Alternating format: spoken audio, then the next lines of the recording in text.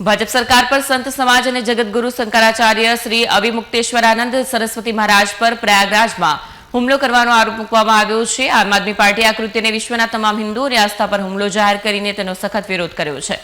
ભાજપ સરકાર પર સંત સમાજ અને જગતગુરુ શંકરાચાર્ય શ્રી અવિમુક્તેશ્વરાનંદ સરસ્વતી મહારાજ પર પ્રયાગરાજમાં હુમલો કરવાનો આરોપ મૂકવામાં આવ્યો છે।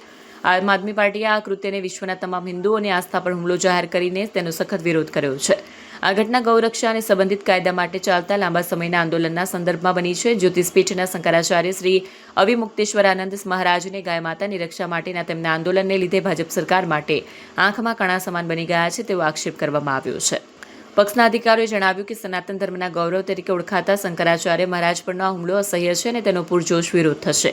કેમેરામેન હકીમ શેખ સાથે વસીમ હાસમીનો રિપોર્ટ, આઝાદ ન્યૂઝ, સુરત।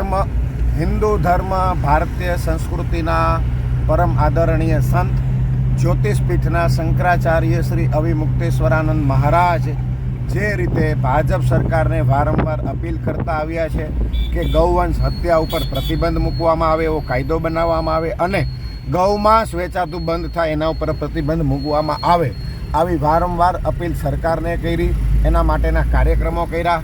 એટલા માટે થઈ ભારતીય જનતા પાર્ટીએ અવિમુક્તેશ્વરાનંદ મહારાજ શ્રીનું વારંવાર અપમાન કર્યું। થોડાક દિવસ પહેલાં એમની ધરપકડ અટકાયત કરવામાં આવી। એમનું અપમાન એ હિન્દુ ધર્મનું, હિન્દુ સમાજનું અપમાન છે। એટલા માટે થઈ આજે ભારતીય જનતા પાર્ટીના આ દુઃસાહસની સામે આમ આદમી પાર્ટી સુરત શહેર દ્વારા ભારતીય જનતા પાર્ટી અવિમુક્તેશ્વરાનંદ મહારાજની માફી માંગે, સમગ્ર હિન્દુ સમાજની માફી માંગે, એ માંગ સાથે પાંડેસરા ખાતે પત્રકાર કોલોની સર્કલ 4 રસ્તા પર લોકજાગૃતિનું કાર્યક્રમ કરવામાં આવ્યું। ભારતીય જનતા પાર્ટીથી આ સહન ન થતાં ભાજપે પોતાની સત્તાનો દુરુપયોગ કરી પોલીસને આગળ કરી અમારા કાર્યકર્તાઓની ધરપકડ કરવામાં આવી અને એમને કોઈક અજ્ઞાત સ્થળે હાલમાં લઈ જવામાં આવી રહ્યા છે।